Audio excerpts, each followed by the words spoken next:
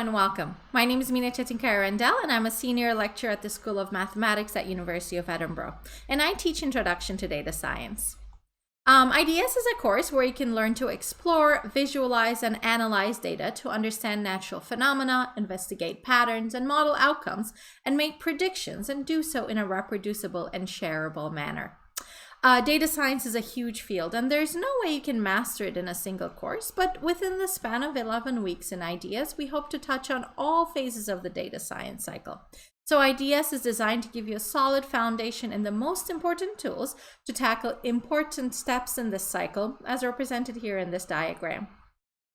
At the heart of everything data science is, you guessed it, data. Each of us has some experience with data. Every day nowadays, we're inundated with data and statistics about COVID, for example. Your phone, your smartwatch, websites you visit, they all collect data about you and use that data to sometimes help you and sometimes steer you in a particular direction without your knowledge. And sometimes you might be okay with that. And sometimes that starts to feel like an invasion of privacy. And you might have already collected data. And if you have, you've probably organized it in a spreadsheet format that looks like this. In IDS, we'll be taking the data out of this format and here into a programming environment and using R as our programming language to analyze the data. So the story usually goes like this. First, we bring in some data that we want to analyze. We clean it up and lay it out in the most useful way for us, because let's face it, data in the wild is rarely pristine. So this idea of getting raw data and cleaning it up and transforming it in a way that will allow us to do the next steps of the data science cycle is a really important and sometimes tedious feeling step, but during this step we get to really know and understand our data. Then we plot it, chart it, take a look at it in a variety of ways to get a better sense of what's in there. And once we have done that, we move on to modeling the data to start uncovering insights. In a perfect world, we would fit one model and it would be perfect and we would be done with the analysis, but the story rarely goes that way. We usually need to iterate between the transform, visualize, and model phases. For example, suppose you're working with Google Trend Index data. This is the index that tells us about the popularity of search words on Google. So here we're looking at the index for travel. So search queries like airlines, hotels, beach, etc., things we used to travel to before we were trapped at home. The data are from the US, so we can see that the search popularity increases in the summer months. So we might want to transform our data to include the season that is determined based on the date of our travel. For example, a date in January would be mapped to winter, a date in March would be mapped to spring, so on and so forth. This is the kind of task, as you can imagine, that we don't want to have to do one by one for each data point in our data set. So we learn about how to complete such tasks in a much more efficient and automated fashion with R code. This is also an example of how the visualization prompted a data transformation task, which will down the line be used in the modeling. So we might imagine fitting a model for the Google Trend Index that incorporates season as a predictor as opposed to the raw date. So we circle around here for a while until we're happy with the results we have or come close to a deadline, whichever comes first. And ultimately, we need to communicate our results to our audience. And frankly, an approach where you think about and write bits and pieces of the communication piece as you're doing your data analysis is a much more preferable one. We don't want our data science projects to feel like a term paper you researched for weeks and then finally sat down to write in the night before the deadline. So the approach we'll model in IDS, and the approach used by many modern data scientists who do their work in R, integrates the analysis with the communication in computational documents that seamlessly allows you to mix the two. And they look great at the end. So let's go ahead and dive in with an example. We're going to take a look at data from the United Nations General Assembly and specifically how various countries vote, how their voting patterns have evolved throughout time, and how similarly or differently they view certain issues. And we want to do this all in a single visualization. That looks something like this. it would be quite busy to look at all of the countries at once, so I chose 3 of them based on my personal connections. I'm from Turkey, and that's represented in red in the plot. We're currently in the UK, and that's the green line, and I've lived in the US for many years, and that's the blue line. So let's take a look at what this visualization is telling us. On the y-axis, we have the percentage of yes votes for a given year. And note that our data spans the years 1946 to 2015. And that's indicated on the x-axis. It appears that the voting patterns of the 3 countries are relatively similar on the issues of arms control and disarmament, but US and Turkey differ quite a bit on how they voted on the issue of the Palestinian conflict, which, if you know anything about the culture and politics of these countries, is probably not all that surprising. And this not surprising is often a good thing, that the story your data tells you doesn't fly in the face of what you know to be real. And when it does, it's time to dig deeper and find out whether it's time for you to change your mind or fix your data analysis. Another interesting feature of this Palestinian conflict plot is that the percentage of yes votes flipped somewhere a little before 1960 for these countries. Note that we don't know what yes means here, as in we don't know the wording of the resolutions the countries are voting on. The visualization tells us a lot, but not the whole story. And we might want to look deeper into the data to discover why we're observing this feature. We might even want to get outside data sources like the wording in the resolutions to actually augment our analysis.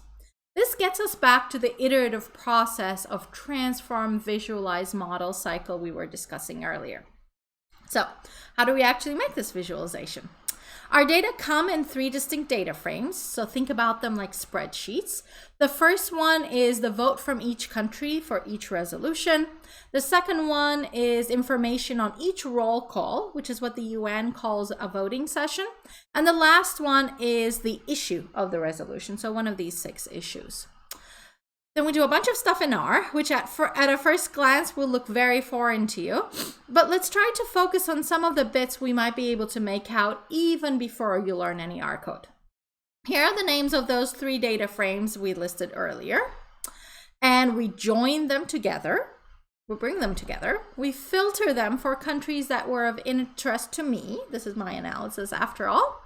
And I see the word plot here, so this must be where we plot them. And I recognize these character strings from the title, subtitle, etc. of the plot. So we can see a one-to-one mapping there between what we asked the code to do and what we're seeing in our visualization. And we do all of this in RStudio in a document that allows us to mix code and prose. And it takes our code and renders it nicely in the output for a presentation-ready look. This is called an R Markdown document, and in IDS you'll be learning and working in R Markdown documents because in addition to being the tool of choice for data scientists who choose to do their analysis and communication efficiently and reproducibly, they're also incredibly user-friendly learning environments. So if we wanted to redo this visualization, comparing another country, say France, instead of Turkey, to the UK and the US, I'm going to give you a few seconds to stare at the code on the left. In fact, let's zoom in so you can see it a little bit better. If we wanted to swap Turkey for France, and I told you that to do so, you only need to touch one line of code, which line would you instinctively go to? I'll wait a bit for you to think about that.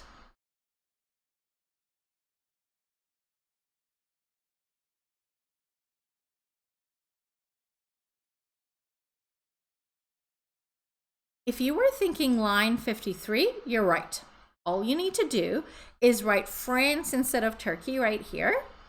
And then we click the knit button in RStudio and let it run and let it update the output. And voila, we have the updated plot. And it looks something like this. We can see, for example, that France and UK have very much been in agreement since the 1980s on just about every issue, but these 2 countries don't always agree with the US. If you're curious about how other countries have voted, you can go to this URL and visit a Shiny application that I built in R, which is a language that you're going to be learning in this course. And you can actually build up to learn all the way up to building a web application like this. And you can interactively try out other countries. So far I've given you a small glimpse into the types of analyses you can do in R with what you're about to learn in IDS. And hopefully your R journey won't end there, and you'll keep moving on to analyses that are much beyond what we're going to be walking through, what we've just walked through here. And so I'm going to give a few inspirational examples. So this first example comes from a data scientist. Her name is Julia Silge, and she works mostly on text analysis. And she also loves Jane Austen novels and often posts about analyzing the text from these books. So in this example, we're seeing text that is each word from the novels as data. So while in our earlier UN example, each vote on a resolution was considered an observation, here we're considering words from the text. And the plot tells us that words like remember, read, felt, cried, etc. are more likely to be paired with the she pronoun. And while words like stopped, knows, expressed, etc. are more likely to be paired with the he pronouns. Another example that I love comes from another data scientist named Dave Robinson, also another text analysis example. So in this blog post, Dave analyzed tweets from the real Donald Trump Twitter account in 2016 during the Trump presidential campaign 4 years ago, and found that the tweets came from two distinct sources, some from an Android phone and others from an iPhone. Presumably, one is Trump's personal phone, and the other one is the staffer who manages the social media account.